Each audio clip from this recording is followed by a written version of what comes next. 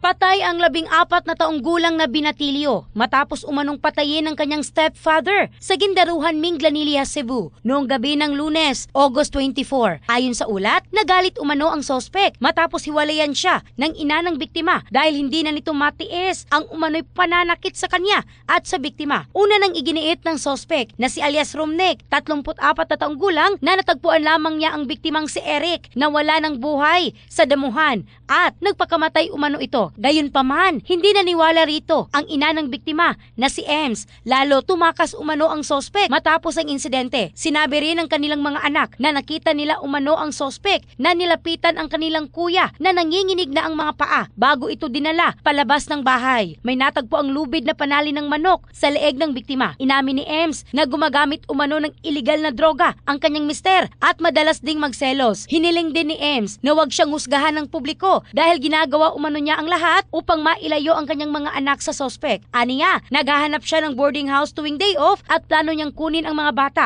matapos ang unang termino ng klase. Nagtatrabaho si Ems bilang tagabantay ng bata upang matustusan ang kanilang pamilya. Nanawagan siya ng hustisya para sa kanyang anak at umaasang agad na mahuli ang sospek. Samantala, inihahanda na ng Minglanilla Police ang pagsasampa ng kaukulang kaso laban sa sospek. In the heart of changing lives, ako si Michelle Craste ng Brigada News Philippines, the Music and News Authority.